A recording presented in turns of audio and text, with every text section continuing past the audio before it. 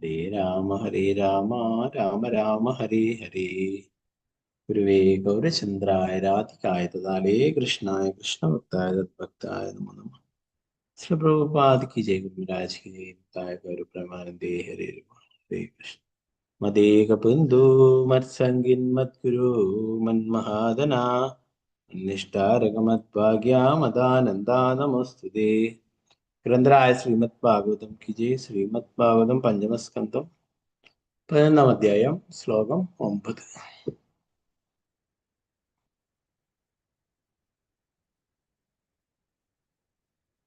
Screen കാണാം അല്ലേ? ഹരേ കൃഷ്ണ. കാണാം പ്രഭുജി. ഹരേ കൃഷ്ണ. ഹരേ കൃഷ്ണ. ഓം നമോ ഭഗവതേ വാസുദേവായ. ഏകാദശാസന്മനസോ ഹി വൃത്തയാ ആഗൂദയാ പഞ്ചധിയോപിമാനഃ മാത്രാണി കർമാണി പുരം ച താസാം വദന്തി ഹൈകാദശ വീരഭൂമിഃ. ഏകാദശാസന്മനസോ ഹി വൃത്തയാ ആഗൂദയ പഞ്ചധിയോപിമാനഃ മാത്രാണി കർമാണി പുരം ച താസാം വദന്തി ഹൈകാദശ വീരഭൂമിഃ. ഹരേ കൃഷ്ണ.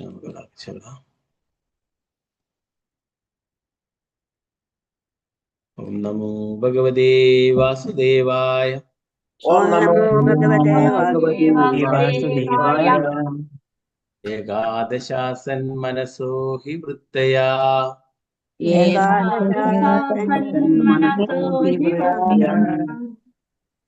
ആഗൂദയ പഞ്ചധിയോപിമാനഃ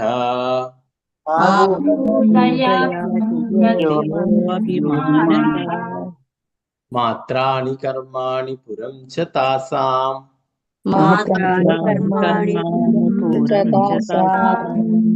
വദന്തി ഹൈകാദശ വീരഭൂമിഃ.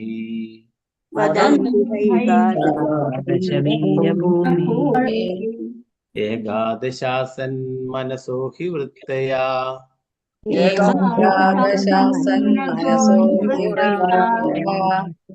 ആഗൂദയ പഞ്ചധിയോപിമാനഃ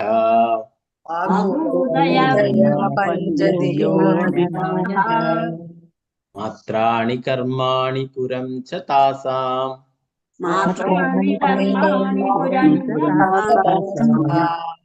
വദന്തി ഹൈകാദശ വീരഭൂമിഃ.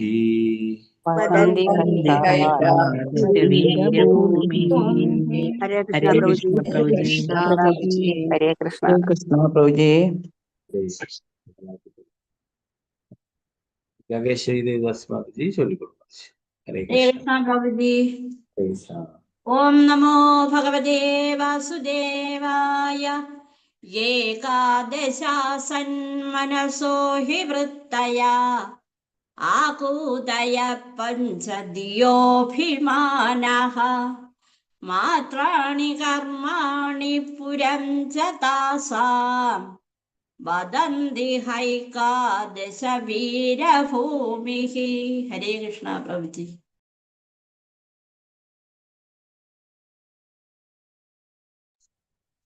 ഹരേ കൃഷ്ണ പ്രഭുജി. ഹരേ കൃഷ്ണ. ഓം നമോ ഭഗവതേ വാസുദേവായ. ഏകാദശാസൻ മനസോ ഹി വൃത്തയ ആകൂദയ പഞ്ചധിയോഭിമാനഃ മാത്രാണി കർമാണി പുരം ച താസാം വദന്തി ഹൈകാദശ വീരഭൂമിഃ. ഹരേ കൃഷ്ണ പ്രഭുജി. ഹരേ കൃഷ്ണ. മാലതി ശ്യാമതി ദസ്മദതി ചൊല്ലിക്കൊടുക്കും. ഹരേ കൃഷ്ണ പ്രഭുജി. ഹരേ കൃഷ്ണ. ഓം നമോ ഭഗവതേ വാസുദേവായ. ഏകാദശാസന്മനസോ ഹി വൃത്തയ ആകൂദയ പഞ്ചധിയോഭിമാനഃ മാത്രാണി കർമാണി പുരം ച താസാം വദന്തി ഹൈകാദശ വീരഭൂമിഃ. ഹരേ കൃഷ്ണ പ്രഭുജി. ഹരേ കൃഷ്ണ മാതാജി. വത്സരായ മാതാജി. ഹരേ കൃഷ്ണ. ഓം നമോ ഭഗവതേ വാസുദേവായ. ഏകാദശാസന്മനസോ ഹി വൃത്തയാ ആകൂദയാ പഞ്ചാധിയോഭിമാനഃ മാത്രാണി കർമാണി പുരം ച താസാം വദന്തി ഹൈകാദശ വീരഭൂമി. ഹരേ കൃഷ്ണ പ്രഭുജി. ഹരേ കൃഷ്ണ. നിർമ്മല മാതാജി ചൊല്ലിക്കൊള്ളു. ഹരേ കൃഷ്ണ. ഹരേ കൃഷ്ണ പ്രഭുജി. ഹരേ കൃഷ്ണ. ഓം നമോ ഭഗവതേ വാസുദേവായ. ഏകാദശാസൻ മനസോ ഹി വൃത്തയ ആകുതയ പഞ്ചതിയോഭിമാനഃ മാത്രാണി കർമാണി പുരം ച താസാം വദന്തി ഹൈകാദശ വീരഭൂമിഃ. ഹരേ കൃഷ്ണ പ്രഭുജി. ഹരേ കൃഷ്ണ. രാമേന്ദ്ര പ്രഭു. ഹരേ കൃഷ്ണ പ്രഭു. ഓം നമോ ഭഗവതേ വാസുദേവായ. ഏകാദശാസൻ മനസോ ഹി വൃത്തയ ആകൂദയ പഞ്ചദിയോഭിമാനഃ മാത്രാണി കർമാണി പുരം ച താസാം വദന്തി ഹൈകാദശ വീരഭൂമിഃ. ഹരേ കൃഷ്ണ പ്രഭുജി. ഹരേ കൃഷ്ണ പ്രഭു. പങ്കജാക്ഷി മാതാജി ചൊല്ലിക്കൊള്ളു മാതാജി. ഹരേ കൃഷ്ണ പ്രഭുജി പ്രണാമം. ഹരേ കൃഷ്ണ. ഓം നമോ ഭഗവതേ വാസുദേവായ. ഏകാദശാസൻ മനസോ ഹി വൃത്തയ ആകൂതയ പഞ്ചദിയോ അഭിമാനഃ മാത്രാണി കർമാണി പൂരം ച താസാം വദന്തി ഹൈകാദശ വീരഭൂമിഃ. ഹരേ കൃഷ്ണ പ്രഭുജി. ഹരേ കൃഷ്ണ. തങ്കമണി മാതാജി ചൊല്ലിക്കൊള്ളു. ഹരേ കൃഷ്ണ പ്രഭുജി. ഹരേ കൃഷ്ണ. ഓം നമോ ഭഗവതേ വാസുദേവായ. ഏകാദശാസൻ മനസോ ഹി വൃത്തയ ആകൂദയ പഞ്ചദിയോഭിമാനഃ മാത്രാണി കർമാണി പുരം ച താസാം വദന്തി ഹൈകാദശ വീരഭൂമിഃ. ഹരേ കൃഷ്ണ. ഹരേ കൃഷ്ണ. വിജയദേവദാസ് മാതാജി ചൊല്ലിക്കൊള്ളു. ഹരേ കൃഷ്ണ പ്രഭുജി. ഓം നമോ ഭഗവതേ വാസുദേവായ. ഏകാദശാസൻ മനസോ ഹി വൃത്തയ ആകൂദയ പഞ്ചദിയോഭിമാനഃ മാത്രാണി കർമാണി പുരം ച താസാം വദന്തി ഹൈകാദശ വീരഭൂമിഃ. ഹരേ കൃഷ്ണ പ്രഭു. ഹരേ കൃഷ്ണ മാതാജി. ശാരദ ശിവസന ദേവദാസ് മാതാജി. ഹരേ കൃഷ്ണ പ്രഭുജി. ഹരേ കൃഷ്ണ. ഓം നമോ ഭഗവതേ വാസുദേവായ. ഏകാദശാന്മനസോ ഹി വൃത്തയ ആകൂദയ പഞ്ചദിയോഭിമാനഃ മാത്രാണി കർമാണി പുരം ച താസാം വദന്തി ഏകാദശ വീരഭൂമിഃ. ഹരേ കൃഷ്ണ. ഹരേ കൃഷ്ണ. തനുപ്രതി മാതാജി. ഹരേ കൃഷ്ണ മാതാജി ചൊല്ലിക്കൊള്ളു. ഹരേ കൃഷ്ണ പ്രഭുജി. ഹരേ കൃഷ്ണ. ഓം നമോ ഭഗവതേ വാസുദേവായ. ഏകാദശാസൻ മനസോ ഹി വൃത്തയ ആകൂദയ പഞ്ചദിയോഭിമാനഃ മാത്രാണി കർമാണി പുരം ച താസാം വദന്തി ഹൈകാദശ വീരഭൂമിഃ. ഹരേ കൃഷ്ണ പ്രഭുജി. ഹരേ കൃഷ്ണ. വസന്ത മാതാജി. ഹരേ കൃഷ്ണ മാതാജി. ഹരേ കൃഷ്ണ പ്രഭുജി. ഹരേ കൃഷ്ണ. ഓം നമോ ഭഗവതേ വാസുദേവായ. ഹരേ കൃഷ്ണ. ഏകാദശാസൻ മനസോ ഹി വൃത്തയ ആകൂദയ പഞ്ചദിയോഭിമാനഃ മാത്രാണി കർമാണി പുരം ച താസാം വദന്തി ഹൈകാദശ വീരഭൂമിഃ. ഹരേ കൃഷ്ണ പ്രഭുജി. ഹരേ കൃഷ്ണ. ശാരദജി നമ്പൂതിരി മാതാജി. ഹരേ കൃഷ്ണ മാതാജി. ഹരേ കൃഷ്ണ പ്രഭുജി. ഹരേ കൃഷ്ണ. ഓം നമോ ഭഗവതേ വാസുദേവായ. ഏകാദശാസൻ മനസോ ഹി വൃത്തയ ആകൂദയ പഞ്ചദിയോഭിമാനഃ മാത്രാണി കർമാണി പുരം ച താസാം വദന്തി ഹൈകാദശ വീരഭൂമിഃ. ഹരേ കൃഷ്ണ പ്രഭുജി. ഹരേ കൃഷ്ണ മാതാജി.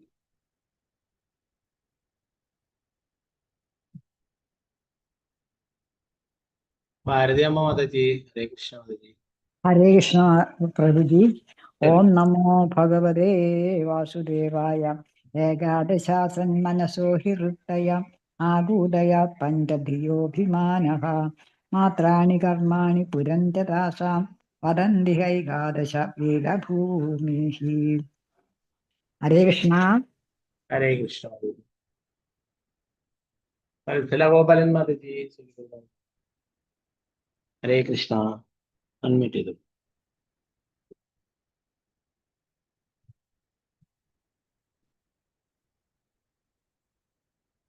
अनिता माता जी तेलुगु। हरे कृष्णा प्रभु जी। हरे कृष्णा। ओम नमो भगवते वासुदेवाय। एकादशासन मनसो हि वृत्तया आगूदया पंचदियोभिमानः मात्राणि कर्माणि पुरं च तासां वदन्ति हैगादश वीरभूमिः। हरे कृष्णा प्रभु जी। हरे कृष्णा।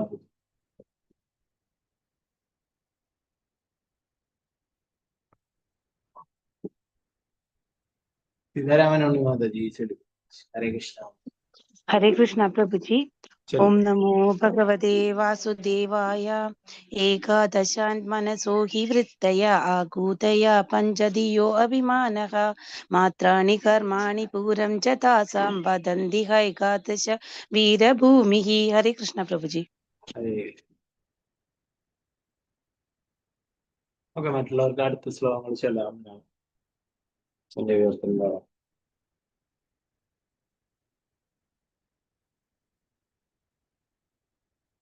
5 പേരേ ഉള്ളൂ അല്ലെ. അടുത്തതൊരു 2 വേദികളിലായിട്ടാണ് ശ്ലോകം. ഓക്കെ, കുഴപ്പമില്ല. ഈ ശ്ലോകം ചൊല്ലിക്കോ. ഉഷ നായർ മാതാജി ചൊല്ലിക്കോളൂ. ഇതന്നെ ചൊല്ലിക്കോളൂ. 9-ാമത്തെ 10-ാമത്തെ ഹരേ കൃഷ്ണ പ്രഭുജി. ഹരേ കൃഷ്ണ. ഏകാദശാൻ മനസോ ഹി വൃത്തയ ആകു. ഓം നമോ ഭഗവതേ വാസുദേവായ. ഏകാദശാസൻ മനസോ ഹി വൃത്തയ ആഹൂദയ പഞ്ചധിയോഭിമാനഃ മാത്രാണി കർമാണി പുരഞ്ച താസാം വദന്തി ഹൈകാദശ വീരഭൂമിഃ. ഹരേ കൃഷ്ണ പ്രഭുജി. ഹരേ കൃഷ്ണ. प्रभुजी। ओम नमो भगवते वासुदेवाय। एकादशासन् मनसो हि वृत्तया आकूतया पञ्चदियोऽभिमानः मात्राणि कर्माणि पूरं च तासां वदन्ति हैकादश वीरभूमि। हरे कृष्णा। हरे कृष्ण। गीताटी माताजी चलो। हरे कृष्णा। हरे कृष्णा प्रभु जी। तेलुगु। ओम नमो भगवते वासुदेवाय।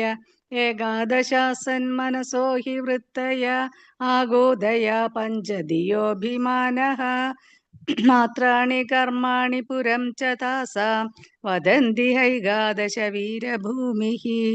हरे कृष्णा प्रभु जी। हरे कृष्णा। सावित्री बशीरी देवदास। हरे कृष्णा प्रभुजी। प्रणाम प्रभुजी। ओम नमो भगवते वासुदेवाय। एकादशासन् मनसो हि वृत्तय आगोदय पञ्चदियोऽभिमानः मात्राणि कर्माणि पुरं च तासां वदन्ति हैकादश वीरभूमिः.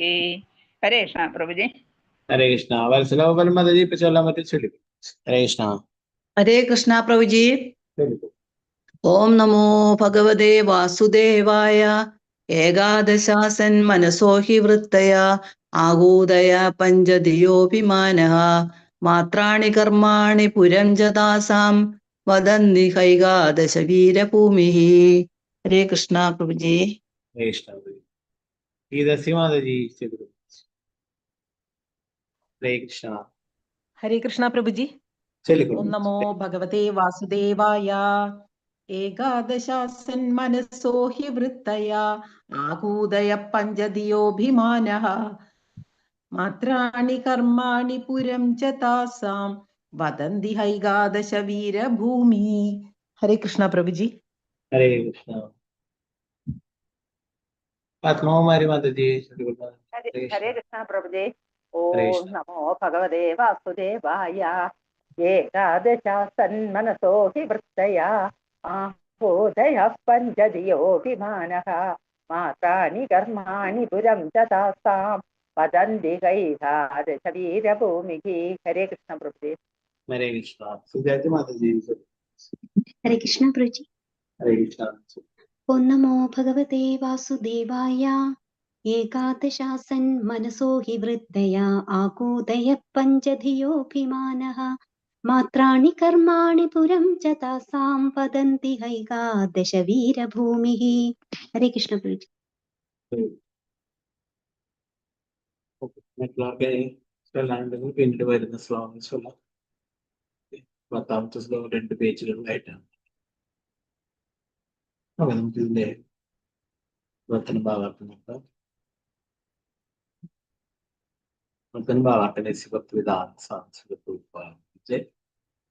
ജീവിതത്തേക്ക് 5 കർമ്മേന്ദ്രിയങ്ങളും 5 ജ്ഞാനേന്ദ്രിയങ്ങളും ഉണ്ട്. ഇതിനു പുറമെ മിഥ്യാഹങ്കാരവും ഈ രീതിയിൽ മനസ്സിന്റെ പ്രവർത്തനത്തിന് 11 ഇനങ്ങളുണ്ട്. അല്ലയോ ധീര, ഇന്ദ്രിയ വസ്തുക്കളും അഥവാ ശബ്ദം, സ്പർശം മുതലായവ ജൈവ പ്രവർത്തനങ്ങളും വിസർജനം പോലുള്ള വ്യത്യസ്ത ശരീരങ്ങളും സമൂഹവും സൗഹൃദവും വ്യക്തിത്വവും എല്ലാം മനസ്സിന്റെ പ്രവർത്തനങ്ങൾക്കുള്ള കർമ്മ മേഖലകളാണ് ജ്ഞാനികൾ പരിഗണിക്കുന്നത്.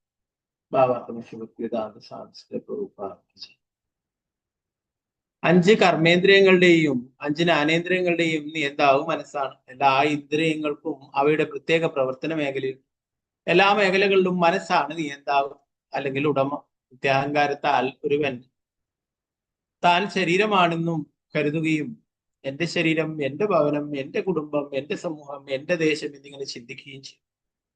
ഈ തെറ്റായ തിരിച്ചറിവുകളെല്ലാം നിത്യാഹങ്കാരത്തിന്റെ വികാസത്താലാണ് സംഭവിക്കുന്നത്. അപ്രകാരം ഒരുവൻ താൻ അതാണ്, ഇതാണ് എന്നൊക്കെ ചിന്തിക്കുകയും ഭൗതിക അസ്തിത്വത്തിൽ ബന്ധിതനായി തീരുകയും ചെയ്യുന്നു. ശ്ലോകം 10ാമത്തെ ശ്ലോകം. ഓം നമോ ഭഗവതേ വാസുദേവായ. ഗന്ധാഗതി സ്പർശരസസ്രവാംസി വിസർഗരിത്യർത്യ വിചൽപശില്പഃ.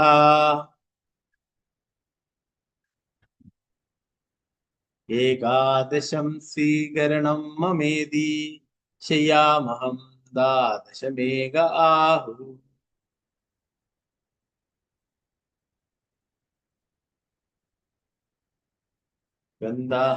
ഗന്ധാഗതി സ്പർശരസസ്രവാംസി വിസർഗരിത്യർത്യ വിചൽപശില്പഃ. ഏകാദശം സ്വീകരണം മമേതി ശയ്യാമഹം ദ്വാദശമേക ആഹു.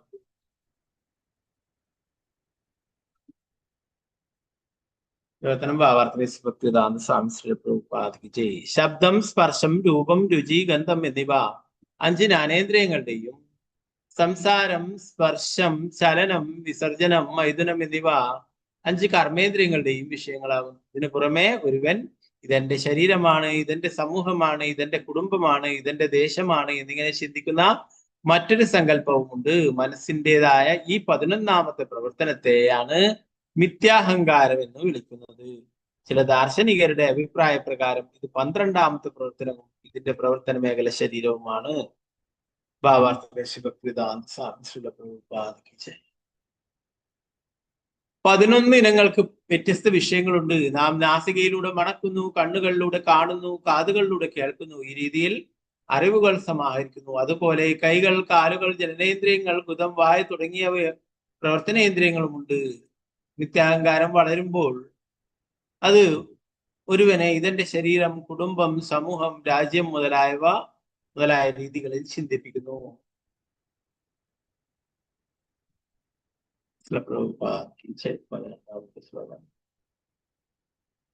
നമോ ഭഗവതേ വാസുദേവായ.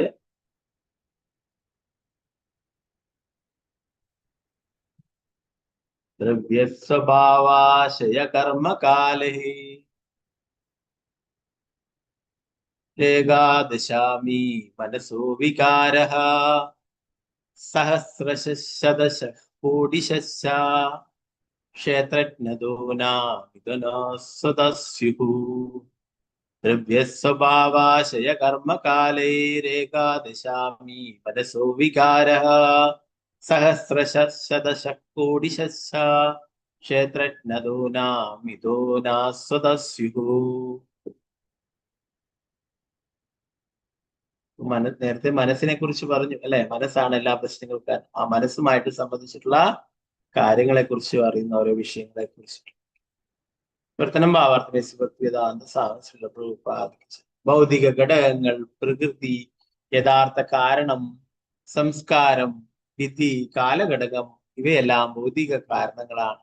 ഈ ഭൗതിക കാരണങ്ങളാൽ വികാരവിശുദ്ധമാക്കപ്പെടുന്ന 11 പ്രവർത്തനങ്ങൾ നൂറുകണക്കിനും ആയിരക്കണക്കിനും ദശലക്ഷക്കണക്കിനും പ്രവർത്തനങ്ങളിലേക്ക് രൂപാന്തരീകരിക്കപ്പെടുന്നു. പക്ഷെ ഈ രൂപാന്തരീകരണങ്ങളെല്ലാം പരസ്പര സംയോജനത്താൽ സ്വാഭാവികമായി സംഭവിക്കുന്നതല്ല. മറിച്ച് അവയെല്ലാം പരമദിവ്യോത്ത കൃഷ്ണനായ ഭഗവാന്റെ സംവിധാനത്തിന് കീഴിലാണ് നടക്കുന്നത്. ഭക്തിവേദാന്ത സ്വാമി മനസ്സിന്റെയും അവബോധത്തിന്റെയും രൂപാന്തരീകരണത്തിന് കാരണമാകുന്ന സ്ഥൂലവും സൂക്ഷ്മവുമായ ഭൗതിക ഘടകങ്ങളിലെല്ലാം പരസ്പര പ്രവർത്തനങ്ങൾ നടക്കുന്നത് സ്വതന്ത്രമായാണ്. ഒരാളും വിചാരിക്കരുത് പരമദിവ്യോത്ത പുരുഷനായ ഭഗവാന്റെ സംവിധാനത്തിന് കീഴിലാണ് അവ നടക്കുന്നത്. ഭഗവാൻ എല്ലാവരുടെയും ഹൃദയത്തിൽ സ്ഥിതി ചെയ്യുന്നത് ഭഗവത്ഗീത 15:15 കൃഷ്ണൻ പറയുന്നു. സർവസ്യ ചാഹം ഹൃദി സന്നിവിഷ്ടവും മത്തസ്മൃതിജ്ഞാനം അപൂപനം ച.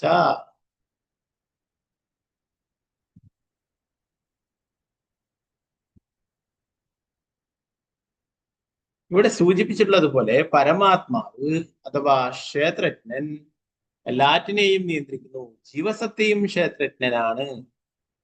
പക്ഷെ പരമദിവ്യോത്ത പുരുഷനായ ഭഗവാനാണ് പരമോന്നത ക്ഷേത്രജ്ഞൻ. അദ്ദേഹം സാക്ഷിയും ആറ്റം നൽകുന്നവനുമാണ്. നേരത്തെ നമ്മൾ ഭഗവത്ഗീതയിൽ പഠിച്ചു അല്ലെ, ക്ഷേത്രജ്ഞൻ എന്ന് പറയുന്നത്. ക്ഷേത്രം ഈ ശരീരവും, ക്ഷേത്രജ്ഞൻ എന്ന് പറയുന്നത് ജീവാത്മാവിനെയും പറയും, അതുപോലെ തന്നെ പരമാത്മാവിനെയും പറയും അല്ലെ. അപ്പോൾ ജീവാത്മാവിനെ കുറിച്ച് ക്ഷേത്രജ്ഞൻ പറയും, അതുപോലെ തന്നെ പരമാത്മാവും ക്ഷേത്രം.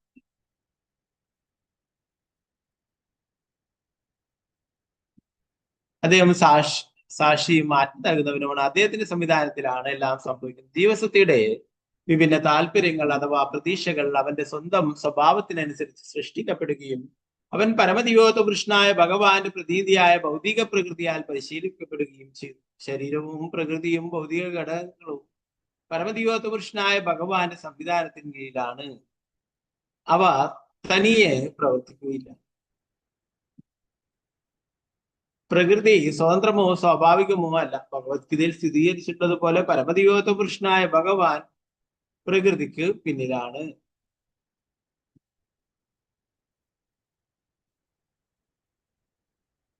മയാദ്യശ്യേണ പ്രകൃതി സൂയതേ സചരാചരം ഹേതുനാനേന കൗന്ദേയ ജഗദത് വിപരിവർത്തതേ. അല്ലയോ കുന്തിപുത്ര, എന്റെ നിയന്ത്രണത്തിന് കീഴിലാണ് ഭൗതിക പ്രവൃത്തി പ്രവർത്തിക്കുന്നത്. അത് സർവചരാചരങ്ങളെയും ഉൽപ്പാദിപ്പിക്കുന്നു. അതിന്റെ നിയമത്താൽ ഈ ഭൗതിക പ്രപഞ്ചം വീണ്ടും വീണ്ടും സൃഷ്ടിക്കപ്പെടുകയും സംഹരിക്കപ്പെടുകയും ചെയ്യുന്നു. ഭഗവത്ഗീത 9:10 പറയും. 12ാമത്തെ ശ്ലോകം. ഓം നമോ ഭഗവതേ വാസുദേവായ ക്ഷേത്രജ്ഞയേതാ മനസോ വിഭൂതിർജീവസ്യ മായാ രചിതസ്യ നിത്യഃ ആവിർഹിതാത്വാവിതിരോഹിതാശാശുദ്ധോ വിജഷ്ടേ വിശുദ്ധകർത്തുഃ. ക്ഷേത്രജ്ഞയേതാ മനസോ വിഭൂതിർജീവസ്യ മായാ രചിതസ്യ നിത്യഃ ആവിർഹിതാത്വാവിതിരോഹിതാശാശുദ്ധോ വിജഷ്ടേ വിശുദ്ധകർത്തുഃ.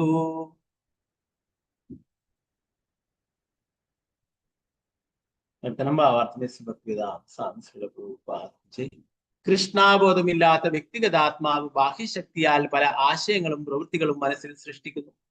സ്മരണാതീത കാലം മുതലേ ഇതിന് അസ്തിത്വമുണ്ട്. ചിലപ്പോൾ ഇത് ജാഗ്രതാവസ്ഥയിലും സ്വപ്നാവസ്ഥയിലും പ്രത്യക്ഷമാകും. പക്ഷെ അഗാധമായ നിദ്രയിലും അഥവാ അബോധാവസ്ഥയിലും അല്ലെങ്കിൽ സമാധിയിലും ഇവ തിരോഭവിക്കുന്നു. ഈ ജീവിതത്തിൽ മുക്തനായ ഒരു വ്യക്തിക്ക് അഥവാ ജീവൻ മുക്തനായിട്ടുള്ള വ്യക്തിക്ക് ഇവയെല്ലാം സ്പഷ്ടമായിട്ട് കാണാൻ കഴിയും.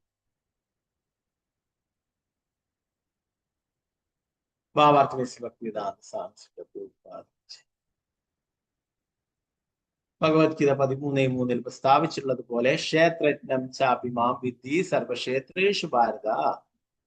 ക്ഷേത്രജ്ഞർ അഥവാ മനുഷ്യജീവികൾ 2 തരത്തിലുണ്ട്. ഒന്ന് ജീവസത്ത, മറ്റേത് പരമസത്ത. സാധാരണ ജീവസത്ത അവന്റെ ശരീരത്തെ കുറിച്ച് മാത്രം ഒരു പരിധിവരെ അറിയുന്നു. പക്ഷെ പരമോന്നതൻ പരമാത്മാവ് എല്ലാ ശരീരങ്ങളുടെയും അവസ്ഥകൾ അറിയുന്നു. വ്യക്തിഗത ജീവസത്ത ഒരു പ്രത്യേക സ്ഥലത്ത് മാത്രം ഒതുങ്ങി നിൽക്കുന്നവനും പരമോന്നതൻ പരമാത്മാവ് സർവ്വവ്യാപിയുമാണ്. ഈ ശ്ലോകത്തില് ക്ഷേത്രജ്ഞൻ എന്ന വാക്ക് സാധാരണ ജീവസത്തയെയാണ് പ്രതിപാദിക്കുന്നത്, പരമോന്നത ജീവസത്തയെ അല്ല. സാധാരണ ആ ജീവസത്ത 2 വിധത്തിലുണ്ട്.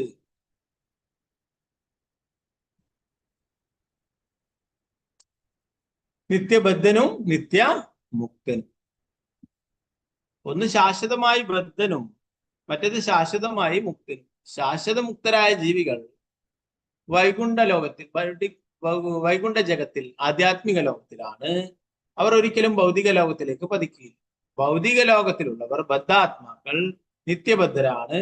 നിത്യബദ്ധർക്ക് മനസ്സിന്റെ നിയന്ത്രണത്തിലൂടെ മുക്തരായി തീരാൻ കഴിയും. എന്തുകൊണ്ടെന്നാൽ ബദ്ധ ജീവിതത്തിന്റെ നിദാനം മനസ്സാണ്. മനസ്സ് പരിശീലിപ്പിക്കപ്പെടുകയും ആത്മാവ് മനസ്സിന്റെ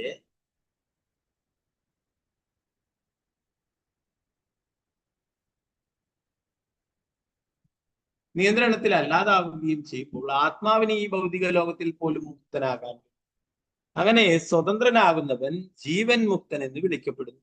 ഒരു ജീവൻ മുക്തന് താൻ ബദ്ധനായിത്തീരുന്നത് എങ്ങനെയെന്നറിയാം. അതുകൊണ്ട് അവൻ സ്വയം പവിത്രനാകാനും ഭഗവത് ധാമത്തിലേക്ക് ഭഗവാനിലേക്ക് പോകാനും പരിശ്രമിക്കുന്നു. ശാശ്വതനായി ബദ്ധനായ ആത്മാവ് ശാശ്വത ബദ്ധനായി തുടരുന്നു. എന്തുകൊണ്ടെന്നാൽ അവൻ മനസ്സിനാൽ നിയന്ത്രിക്കപ്പെടുന്നു. ബദ്ധാവസ്ഥയും മുക്താവസ്ഥയും ഉറക്കത്തിലെ അവബോധാവസ്ഥയോടും ഉണർന്നിരിക്കുമ്പോഴത്തെ ജാഗ്രത അവസ്ഥയോടും താരതമ്യം ചെയ്യപ്പെടുന്നു. എപ്പോഴും ഉറക്കത്തിൽ അബോധത്തിൽ കഴിയുന്നവർ നിത്യബദ്ധരാണ്. പക്ഷെ ഉണർന്നിരിക്കുന്നവർ, ജാഗ്രത ആയിരിക്കുന്നവർ തങ്ങൾ ശാശ്വതമായ പരമദിവ്യോത്ത പുരുഷനായ ഭഗവാൻ കൃഷ്ണന്റെ അവിഭാജ്യ ഘടകമാണെന്ന് മനസ്സിലാക്കുന്നു. അതുമൂലം അവർ ഈ ഭൗതിക ജീവിതത്തിലും കൃഷ്ണന്റെ സേവനത്തിൽ മുഴുകുന്നു. ശ്രീ രൂപഗോസ്വാമി സ്ഥിരീകരിച്ചിട്ടുള്ളതുപോലെ ഇഹായസ്യ ഹരേർദാസ്യേ, ഒരുവൻ കൃഷ്ണന്റെ സേവനം സ്വീകരിക്കുന്ന പക്ഷം അവൻ ഈ ഭൗതിക ലോകത്തിൽ ബദ്ധാത്മാവിനെ പോലെ കാണപ്പെട്ടാൽ പോലും മുക്തനാണ്. ജീവൻ മുക്തഃ സ ഉച്യതേ. കൃഷ്ണന്റെ സേവനം മാത്രമാണ് ഒരുവന്റെ ജോലിയെങ്കിൽ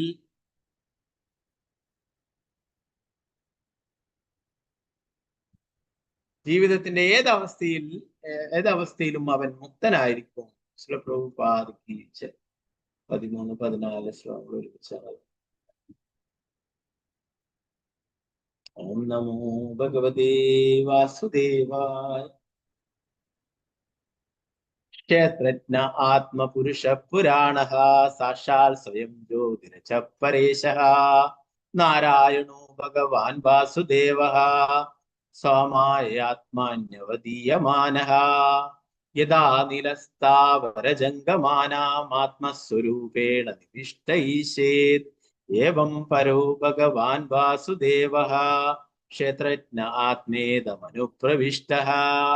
ക്ഷേത്രജ്ഞാത്മാ പുരുഷ പുരാണഃ സാക്ഷാൽ സ്വയം ജ്യോതിരചഃ പരേശഃ. നാരായണോ ഭഗവാൻ വാസുദേവഃ സോമായാത്മാന്യവദീയമാനഃ. യഥാ നിലസ്താവരജംഗമാനാമാത്മാ സ്വരൂപേണ നിവിഷ്ടൈഷേത്. ഏവം പരോ ഭഗവാൻ വാസുദേവഃ ക്ഷേത്രജ്ഞ ആത്മേതമനുപ്രവിഷ്ടഃ.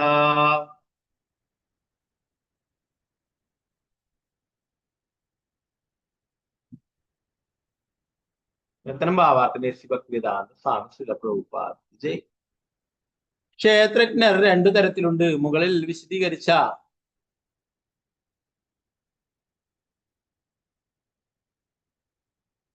ജീവസത്തെയും താഴെ വിവരിക്കുന്ന പരമദിവ്യോത്ത പുരുഷനായ ഭഗവാനും. അദ്ദേഹമാണ് സൃഷ്ടിയുടെ സർവവ്യാപിയായ കാരണം. അദ്ദേഹം സ്വയം പൂർണ്ണനും ആരെയും ആശ്രയിക്കാത്തവനുമാണ്. അദ്ദേഹത്തെ ശ്രവണത്തിലൂടെയും പ്രത്യക്ഷത്തിലും ഗ്രഹിക്കാൻ കഴിയും. അദ്ദേഹം സ്വയം പ്രകാശിക്കുന്നവനും ജനന മരണങ്ങളും വാർദ്ധക്യവും രോഗവും ഇല്ലാത്തവനുമാണ്. ബ്രഹ്മാവ് മുതലുള്ള ദേവന്മാരുടെ എല്ലാം നിയന്താവാണ് അദ്ദേഹം. നാരായണൻ എന്ന് വിളിക്കപ്പെടുന്ന അദ്ദേഹം ഈ ഭൗതിക ലോകത്തിന്റെ സംഹാരത്തിന് ശേഷം എല്ലാ ജീവസത്തുകളുടെയും അഭയസ്ഥാനമാണ്. എല്ലാ ഐശ്വര്യങ്ങളോടും കൂടിയ അദ്ദേഹമാണ് ഭൗതികമായ എല്ലാറ്റിന്റെയും വിശ്രമസ്ഥാനം. അദ്ദേഹം അതിനാൽ വാസുദേവൻ, പരമദിവ്യോത്ത പുരുഷനായ ഭഗവാൻ എന്നറിയപ്പെടുന്നു. സർവചരാചരങ്ങളുടെയും ശരീരങ്ങളിലൂടെ സഞ്ചരിക്കുന്ന ജീവശക്തി അഥവാ പ്രാണവായു പോലെ അദ്ദേഹം സർവ്വജീവസത്തുകളുടെയും ഹൃദയത്തിനുള്ളിൽ സദാ സന്നിഹിതനാണ്. ഈ രീതിയിൽ അദ്ദേഹം ശരീരത്തെ നിയന്ത്രിക്കുന്നു. പരമദിവ്യോത്ത പുരുഷനായ ഭഗവാൻ അദ്ദേഹത്തിന്റെ ഭാഗിക ഘടകത്താൽ എല്ലാ ശരീരങ്ങളിലും പ്രവേശിച്ച് അവയെ നയിക്കുന്നു. ഭാവാർത്ഥ ഭക്തിവേദാന്ത സ്വാമി ശ്രീല പ്രഭുപാദ് കീ ജയ്. ഇത് ഭഗവത്ഗീത 15:15 സ്ഥിരീകരിച്ചിട്ടുണ്ട്. സർവസ്യ ചാഹം ഹൃദി സന്നിവിഷ്ടോ മത്തസ്മൃതിജ്ഞാനമബോഹനം ച. ഓരോ ജീവിയും പരമോന്നത ജീവിയാൽ എല്ലാവരുടെയും ഹൃദയത്തിൽ വസിക്കുന്ന പരമാത്മാവിനാൽ നിയന്ത്രിക്കപ്പെടും. അദ്ദേഹം ഈ ഭൗതിക ലോകം സൃഷ്ടിക്കുന്ന പുരുഷൻ അഥവാ പുരുഷ അവതാരമാണ്. ആദ്യത്തെ പുരുഷാവതാരം മഹാവിഷ്ണുവും ആ മഹാവിഷ്ണു പരമദിവ്യോത്ത പുരുഷനായ ഭഗവാൻ കൃഷ്ണന്റെ സമഗ്ര ഭാഗത്തിന്റെ സമഗ്രഭാവവുമാകുന്നു. കൃഷ്ണന്റെ പ്രഥമ വിസ്തരണം ബലദേവനും വാസുദേവൻ, സംകൃഷ്ണൻ, അനിരുദ്ധൻ, പ്രത്യുപ്നൻ എന്നിവർ മറ്റു വിസ്തരണങ്ങളുമാകുന്നു. ബ്രഹ്മജ്യോതിയുടെ മൂലകാരണം വാസുദേവനും ആ ബ്രഹ്മജ്യോതി വാസുദേവന്റെ ശരീരത്തിലെ കിരണങ്ങളുടെ വിസ്തരണങ്ങളുമാണ്. യസ്യ പ്രഭാ പ്രഭവതോ ജഗദണ്ഡ കോടി കോടീശേഷവസുധാതി വിഭൂതി ഭിന്നം തദ്ബ്രഹ്മ നിഷ്കലമനന്തമശേഷഭൂതം ഗോവിന്ദമാദി പുരുഷം തമഹം ഭജാമി. യസ്യ പ്രഭാ പ്രഭവതോ ജഗദണ്ഡ കോടി കോടീശേഷവസുധാതി വിഭൂതി ഭിന്നം തദ്ബ്രഹ്മ നിഷ്കലമനന്തമശേഷഭൂതം ഗോവിന്ദമാദി പുരുഷം തമഹം ഭജാമി.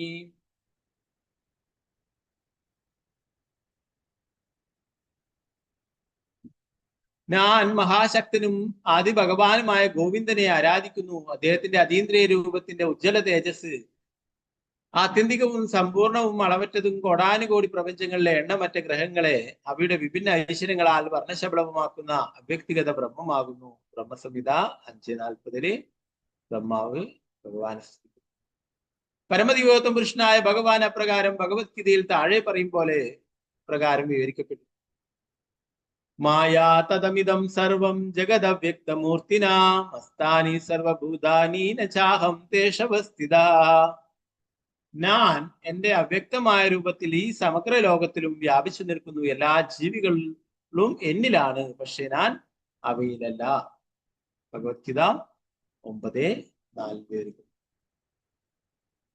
സർവവ്യാപിയായ വാസുദേവൻ, സംകർഷ്ണൻ, പ്രത്യുപ്നൻ, അനിരുദ്ധൻ എന്നീ നിലകളുള്ള കൃഷ്ണന്റെ സമഗ്ര വിസ്തരണത്തിന്റെ അവസ്ഥ ഇതാണ്. ശ്രീല പ്രഭുപാദ് ജയ്. 15ാമത്തെ ശ്ലോകം. ഓം നമോ ഭഗവതേ വാസുദേവായ നയാവതേതാം തനുഗൃന്നരേന്ദ്ര വിദൂയമായാം അവിനോദയേന വിമുക്തസംഗോ ജിദഷ്ടസപത്നോ വേദാത്മതത്വം പ്രമദീഹ താവത്. നയാവതേതാം തനുഗൃന്നരേന്ദ്ര വിദൂയമായാം വൈനോദയേന വിമുക്തസംഗോ ജിദഷ്ടസപത്നോ വേദാത്മതത്വം പ്രമദീഹ താവത്.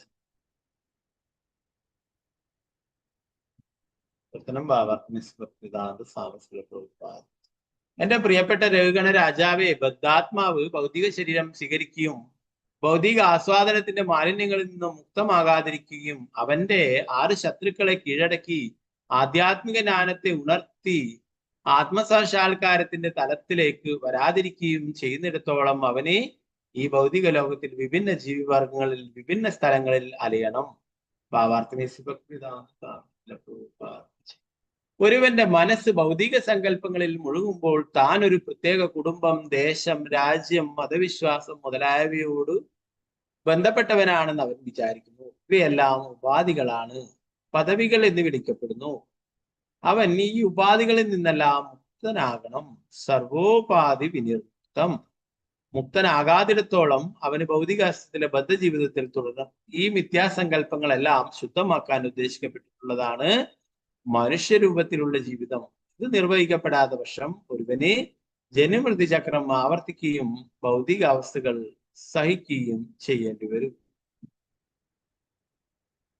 2 ശ്ലോകങ്ങളെ അത് കൊടുക്കാം. ഓം നമോ ഭഗവതേ വാസുദേവായ നയാവതേതത്മന ആത്മലിംഗം സംസാരതാപാവനം പവനം ജനസ്യ. നയാവതേതാത്മന ആത്മലിംഗം സംസാരതാപാവനം ജനസ്യ. യച്ഛോകമോഹമയ രാഗലോഭ വൈരാനുബദ്ധം മമതാം വിദത്തേ.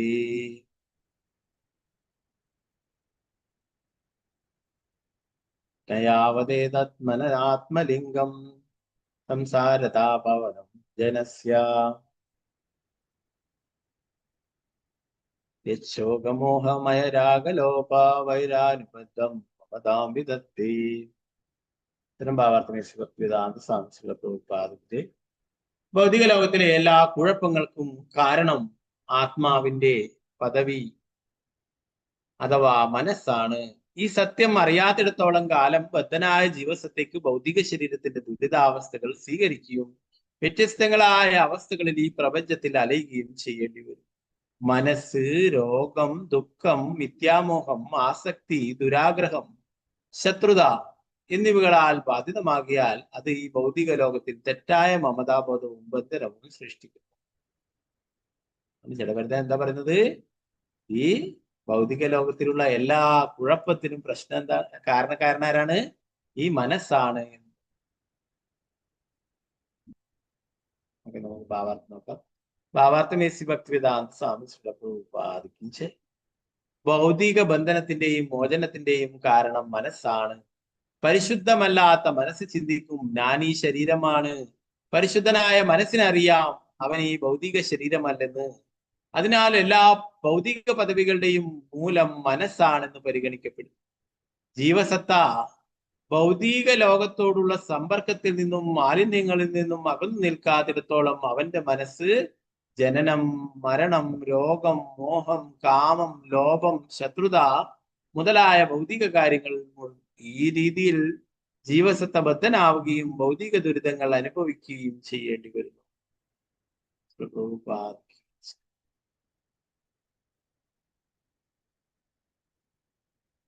17ാമത്തെ ശ്ലോകം, അവസാനത്തെ ശ്ലോകം.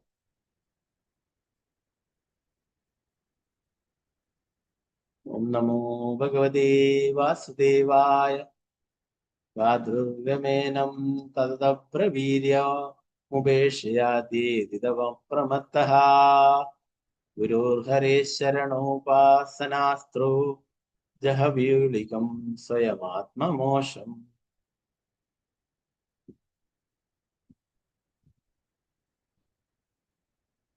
ഓക്കെ, നേരത്തെ ആരോ കൈ ഉയർത്തിയിട്ടുണ്ട്. ആർക്കും ചൊല്ലാൻ താല്പര്യം ഉണ്ടെങ്കിൽ ചൊല്ലിക്കൊള്ളു. നേരത്തെ ചൊല്ലാത്തവര് അത് പുറപ്പെട്ട് വായിക്കുന്നതുകൊണ്ട് ശ്രദ്ധിച്ചില്ലാരായിരുന്നു. ഓക്കെ, ആരും ഇല്ലെങ്കിൽ നമുക്ക്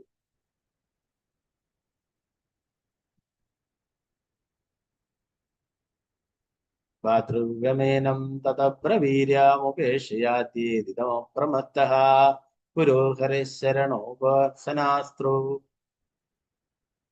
ജഹി വെളീകം സ്വയമാത്മമോഷം.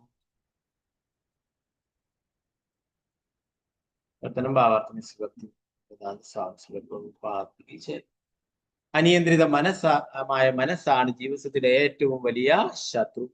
ഒരുവൻ അതിനെ അവഗണിക്കുകയോ അല്ലെങ്കിൽ അതിന് ഒരവസരം നൽകുകയോ ചെയ്യുന്ന പക്ഷം അത് അധികം ശക്തിയാർജിച്ച് വിജയിയായി. അത് യാഥാർത്ഥ്യമല്ലെങ്കിലും വളരെ ശക്തിമത്താണ്. അത് ആത്മാവിന്റെ വ്യവസ്ഥാപിത പദവിയെ ആവരണം ചെയ്യുന്നു. അല്ലയോ രാജാവേ, ദയവായി ഈ മനസ്സിനെ ആധ്യാത്മിക ഗുരുവിന്റെയും പരമദിവ്യോത്തമ കൃഷ്ണനായ ഭഗവാന്റെയും പങ്കജപാദ സേവയുടെ ആയുധത്താൽ കീഴടക്കാൻ ശ്രമിക്കുക. അതീവ ശ്രദ്ധയോടെ ഇത് ചെയ്യുക.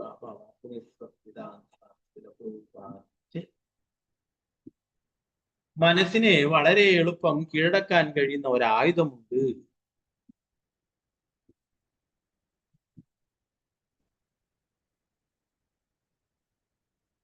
അവഗണന. മനസ്സെല്ലായ്പ്പോഴും നമ്മളോട് ഇത് ചെയ്, അത് ചെയ് എന്നിങ്ങനെ പറഞ്ഞുകൊണ്ടേയിരിക്കും. അതുകൊണ്ട് മനസ്സിന്റെ ആജ്ഞകൾ നിരസിക്കാൻ നമുക്ക് വൈദഗ്ധ്യമുണ്ടാവണം. ക്രമേണ മനസ്സിനെ ആത്മാവിന്റെ ആജ്ഞകൾ പാലിക്കാൻ പരിശീലിപ്പിക്കണം. ഒരുവൻ ഒരിക്കലും മനസ്സിന്റെ ആജ്ഞകൾ അനുസരിക്കരുത്. മനസ്സിനെ നിയന്ത്രണത്തിൽ നിർത്തുവാൻ ഒരുവൻ അതിരാവിലെ ഉണർന്നാൽ ഉടനെയും രാത്രിയിൽ ഉറങ്ങാൻ പോകുന്നതിന് തൊട്ടു മുമ്പും അതിനെ ചെരുപ്പ് കൊണ്ട് നിരവധി തവണ തല്ലണമെന്ന് ശ്രീല ഭക്തി സിദ്ധാർത്ഥ സരസ്വതി ഠാക്കൂർ പതിവായി പറയുമായിരുന്നു. ഈ വിധത്തിൽ ഒരുവന് അവന്റെ മനസ്സിനെ നിയന്ത്രിക്കാൻ കഴിയും. എല്ലാ ശാസ്ത്രങ്ങളുടെയും നിർദ്ദേശമാണിത്. അങ്ങനെ ചെയ്യാത്ത ഒരുവൻ മനസ്സിന്റെ ആജ്ഞകൾ പിന്തുടരാൻ നിർബന്ധിതനാകും. ആധ്യാത്മിക ഗുരുവിന്റെ ആജ്ഞകൾ കർശനമായി അനുസരിക്കുകയും ഭഗവാന്റെ സേവനത്തിൽ മുഴുകുകയുമാണ് മറ്റൊരു യഥാർത്ഥ മാർഗം. അങ്ങനെ ചെയ്യുമ്പോൾ മനസ്സ് സ്വാഭാവികമായും നിയന്ത്രണത്തിലാകും.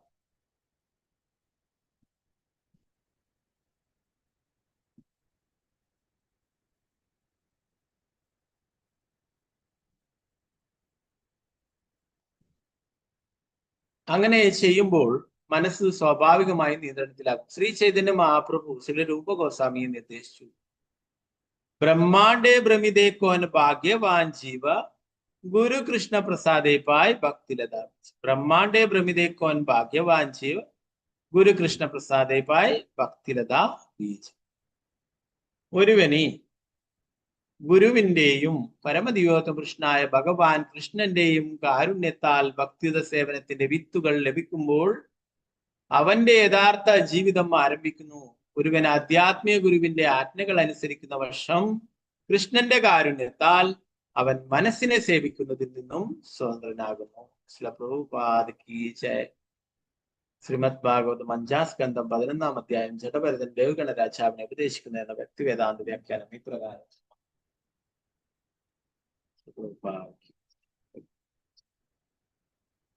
നാരായണ നമസ്കൃത്യ നരം ചൈവ നരോത്തമം ദേവീം സരസ്വതിം വ്യാസം തതോ ജയമുദ്രേ. നഷ്ടപ്രായേഷു ഭദ്രേഷു നിത്യം ഭാഗവത സേവയാ ഭഗവതി ഉത്തമ ശ്ലോകേ ഭക്തിർഭവതി നൈഷ്ഠികേ. മൂകം കരോതി വാചാലം പങ്കും ലംഘയതേ ഗിരിം യത്കൃപാതമഹം വന്ദേ ശ്രീഗുരു ദീനധാരിണം പരമാനന്ദ മാധവം ശ്രീചൈതന്യേശ്വരം. നമോ വിഷ്ണുപാദായ കൃഷ്ണപൃഷ്ഠായ ഭൂതലേ ശ്രീമതേ ഭക്തിവേദാന്ത സ്വാമിനിധി നാമിനെ. നമസ്തേ സാരസ്വതേ ദേവി ഗൗരവാണി പ്രചാരണേ നിർവിശേഷ ശൂന്യവാദി പാശ്ചാത്യദേശധാരിണി. ജയ ശ്രീകൃഷ്ണ ചൈതന്യ പ്രഭു നിത്യാനന്ദ ശ്രീ അദ്വൈത ഗദാധര ശ്രീവാസാദി ഗൗരഭക്തവൃന്ദ. ഹരേ കൃഷ്ണ കൃഷ്ണ കൃഷ്ണ ഹരേ ഹരേ ഹരേ രാമ രാമ രാമ ഹരേ ഹരേ. ഗുരുവേ ഗൗരചന്ദ്രായ രാധികായ ദദാലേ കൃഷ്ണായ കൃഷ്ണഭക്തായ തദ്ഭക്തായ നമഃ. ശ്രീ പ്രഭുപാദ കി ജയ്. ഗുരുരാജ്.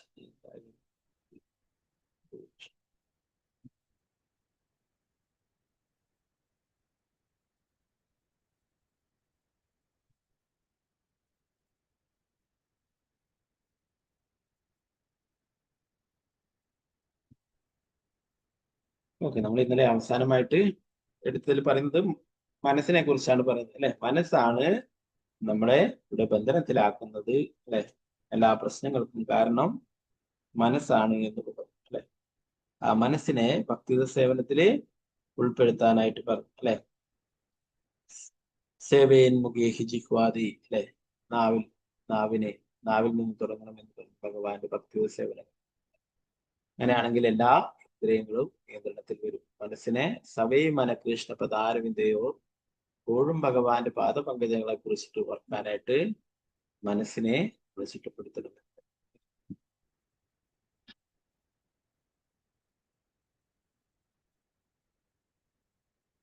രണ്ട് എന്താ പറയാ, ഇവിടെ ബന്ധനത്തിന് കാരണമാവുന്നതും നമ്മുടെ മനസ്സാണ്. അതുപോലെ തന്നെ നമ്മളെ ഈ ഭൗതിക ബന്ധനങ്ങളിൽ നിന്ന് മോചിപ്പിക്കുന്നതിന് സഹായിക്കുന്നതും മനസ്സാണ്.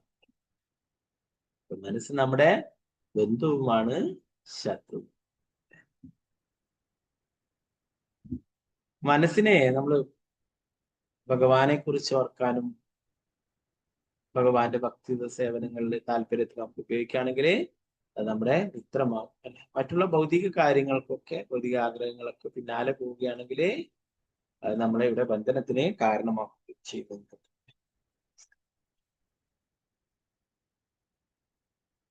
ഇപ്പൊ മനസ്സിന്റെ പ്രവർത്തനങ്ങളെ കുറിച്ചിട്ട് ഇവിടെ വിശദമായിട്ട് പറയുന്നു. 5 കർമ്മേന്ദ്രിയങ്ങളും 5 ജ്ഞാനേന്ദ്രിയങ്ങളും വെച്ചിട്ട് പ്രവർത്തിക്കുന്നതിനെ കുറിച്ച്, മിഥ്യാഹങ്കാരം മൂലം ഞാൻ എന്റേത് എന്നുള്ള ആ വിചാരത്തിൽ പ്രവർത്തിക്കുന്നതൊക്കെ പറയും.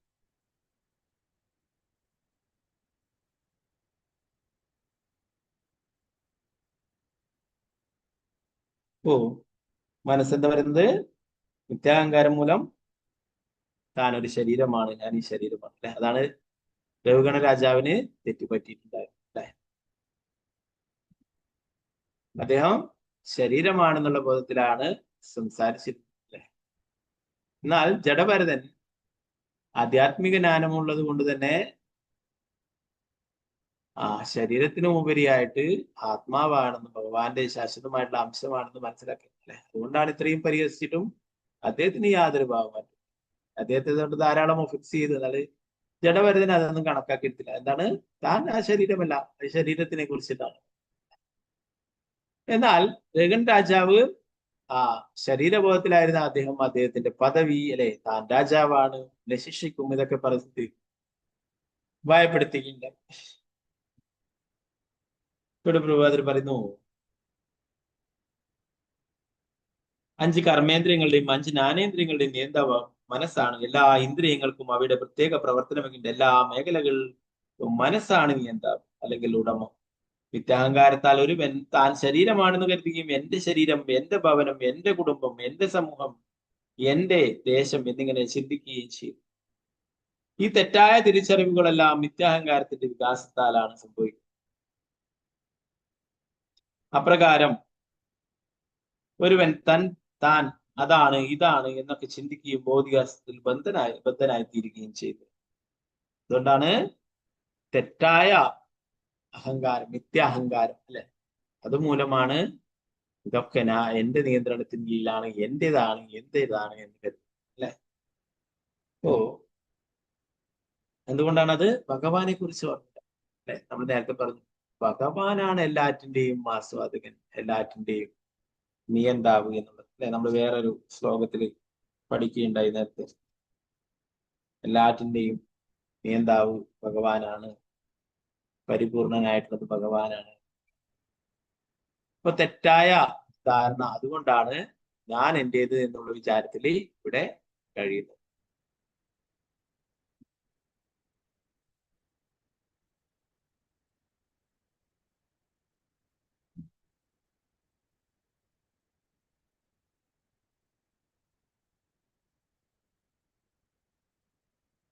ക്ഷേത്രത്തിനെ കുറിച്ച് പറഞ്ഞു. നമ്മൾ നേരത്തെ ഭഗവത്ഗീതയിൽ പഠിച്ചിട്ടുള്ളതാണ് അല്ലെ. ക്ഷേത്രം എന്ന് പറയുന്നത് ഈ ശരീരത്തെ കുറിച്ചും, ക്ഷേത്രജ്ഞൻ എന്ന് പറയുന്നത് ജീവാത്മാവിനെയും അതുപോലെ തന്നെ പരമാത്മാവിനെയും കുറിച്ചും പറയുന്നു അല്ലെ. ജീവാത്മാവായിരിക്കുന്ന ക്ഷേത്രജ്ഞനെ ഈ ശരീരത്തെ കുറിച്ച് മാത്രമേ അറിയുള്ളൂ. എന്നാൽ പരമാത്മാവായിരിക്കുന്ന ക്ഷേത്രജ്ഞനെ എല്ലാവരുടെ ശരീരത്തെ കുറിച്ചും എല്ലാ കാര്യങ്ങളും അറിയാൻ പറ്റും.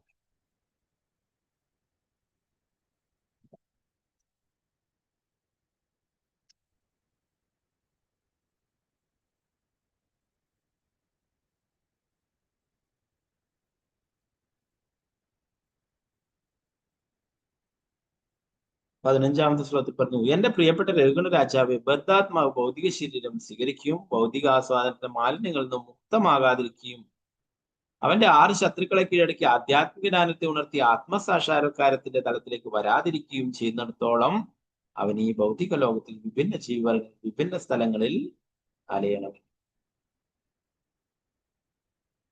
നമ്മള് കൃഷ്ണാബോധം സ്വീകരിക്കുകയും ഭക്തിത സേവനങ്ങള് അനുഷ്ഠിക്കുകയും ചെയ്യാത്തിടത്തോളം കാലം ഈ ഭൗതിക ലോകത്തില് വിവിധ ജീവിവർഗങ്ങൾ, വിവിധ യോനിവർഗങ്ങളിൽ ജനിച്ചും മരിച്ചും കൊണ്ടേ ഇരിക്കേണ്ടതായിട്ടുള്ളത്.